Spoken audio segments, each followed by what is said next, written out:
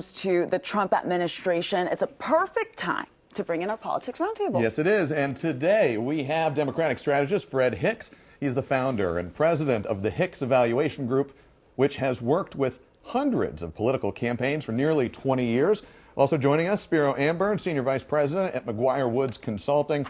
He's previously served as Chief of Staff for Republican Georgia House Speakers John Burns and David Ralston. And making her Georgia Vote debut from Georgia Public Broadcasting, it is politics reporter Sarah Callis. She's the Capitol correspondent for the GPB show Lawmakers and a proud graduate of Georgia Tech. 2026, it's right around the corner. It feels like maybe it's not if you look at the calendar, but it feels like it is if you're living in the world of Georgia politics right now. Keisha Lance Bottoms, the latest to jump into this 2026 gubernatorial contest. Fred, what do you make of that? Well, as you mentioned, 2026 is the primary election is less than 11 months away, or less than 12 months away right now. And so her entering the race has probably been one of the worst kept secrets or the most anticipated entries. It remains to be seen whether or not it will shake up the race. There are still other potential candidates out there, but Mayor Bottoms figures to be formidable and with respect to her ability to raise money, but there are also a lot of questions swirling around her candidacy. A lot of questions. Spiro, I want to come to you because based on a 2021 poll from the AJC and UGA, we know that she did not run for a second term, but in 2021, 53% of people 57% of Atlanta voters said that they strongly or somewhat approve of the job, but 53% of people said that the city was on the wrong track at the time. My question to you, Spiro, what does Keisha Lance Bottoms, her baggage, if you will, her background, how is that going to play into her campaign? Well, I think she did have a little bit of a rocky ending to her tenure as mayor. There were a lot of public safety concerns. You had the Buckhead issue. But she's going to have a certain constituency, I think, within the Democratic Party, who is going to be a core group of supporters. With that said, though, I personally think that there's going to be others that jump into this race, and there could be some stronger candidates emerge. Sarah, I want to bring you in here. You cover politics for GPB. Two entrants on the Democratic side into this gubernatorial contest, it's State Senator Jason Estevez and former Atlanta Mayor Keisha Lance Bottoms. They both have strong ties to Metro Atlanta, but obviously running for governor, it's a statewide race. How are candidates going to navigate that tension in Georgia, where you've got a lot of votes concentrated in the Atlanta area, but a whole lot more people who live statewide? Absolutely. And I think that's one of the biggest challenges that any statewide candidate faces, is they need to make sure that their name recognition is out there beyond the metro area or beyond which area they're representing. And I think we'll see them maybe do campaign visits to other areas of the state and try to work on ways to appeal to more rural or suburban voters. What's going to be a point of campaign talk is going to be this big, beautiful bill. Fred, are Democrats going to use this as a calling card to say, this is what Republicans wanted to do to you? I spoke with Hank Johnson this week, and he echoed the sentiments of Lucy McBath and other House Democrats who say they are trying to take money away from you to give it to rich guys.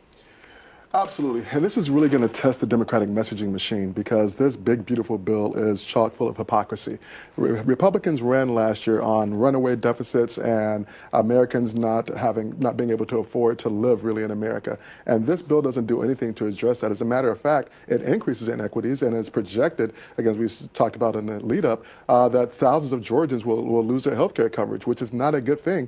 And, Congressman Carter couldn't even really address the idea of a deficit with a straight face. And so I think that Democrats would be wise to sharpen the knives and to make it very plain for voters next year that Republicans, at least this version, are not about making life better for them. Spiro, I bet Republicans are going to have an answer and a response to that. Well, to all due respect to my friend Fred here, I think that, yes, Democrats are going to have to sharpen their message, but I think they're going to have a hard time doing that.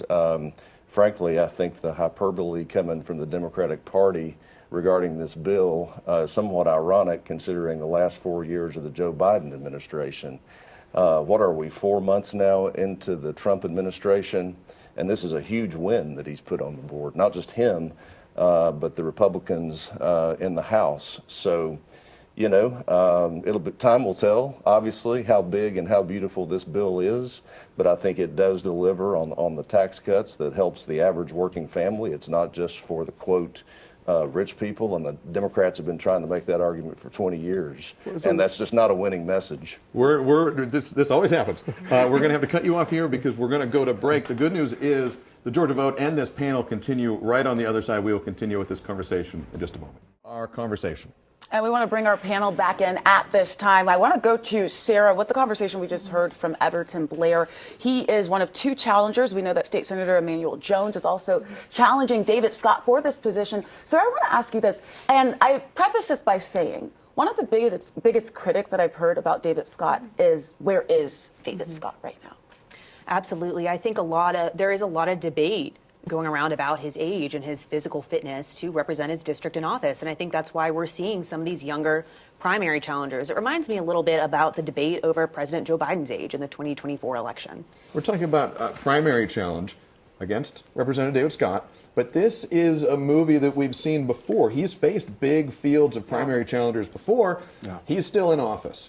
He is. So I think the last 3 elections, he's had multiple candidates, whether it was someone from East Point or College Park, all the way over to just last year when he had, I think it was about 4 or 5 people running against him, and he won without a runoff. Do you think that's going to happen again this year? I think it's quite possible. I mean, wherever he's been drawn, he has managed to draw a large share of the votes, and you know, he's there, and I think that Senator Jones is hoping to make a mark. I think that this is an interesting thing when you have someone from the southern part of the district and someone from the northern part of the district maybe trying to sandwich them in, but I don't see any signs just yet that David Scott is going anywhere. And this is going to be an interesting race that we are watching. There are going to be several other races that we are watching, and things that are happening today, tomorrow, next week, next month that will impact 2026. Spiro, I want to talk to you because before we went to commercial, we were talking about this big, beautiful bill act. Are there things from this act that Republicans can pull to use to strengthen them? And why is President Trump so steadfast in passing this? I think why he's steadfast, it's his #1 priority. And again, it's his first bill out of the gate, and it's a strong showing to get it passed so soon. I think generally speaking, there's a lot that Republicans can run on. Tax cuts, which creates job growth. You know, there's public safety aspects to it. But I think generally speaking, any Republican candidate that's running in a primary is going to be you know, attached to the president. But is this Medicaid portion of the bill, could that hurt Republicans? I mean, possibly, you know. I mean, I think that this is an issue. It's not a new issue. I think it's every cycle there's issues around health care and healthcare spending. So certainly I think that's something that Republicans are going to have to do a good job of articulating. So time will tell is whether it's a liability, you know, or an asset. But what I think is interesting, though, is that, you know, as Fred said earlier, we're 12 months out from the primary, and frankly, I thought on both sides by now we would have seen more candidates jump into these races. I thought you would see the floodgates open by now, and it's been kind of a slow trickle. I know we had Senator Steve Gooch announced last week for lieutenant governor, but it's been a very slow drumbeat of candidates getting in the race so far. Sarah, you cover politics. Have you been surprised as well? And do you think we're going to see more folks getting into these races in the coming weeks or months? I think this summer will be important. I think we're going to see a lot more candidates jump in both the Senate Republican primary and the gubernatorial race, as well as the other statewide races like lieutenant governor in the next few months. On that note, it is time to wrap up the panel. Good news, the Georgia vote will be right back after this. We'll see you then. The next statewide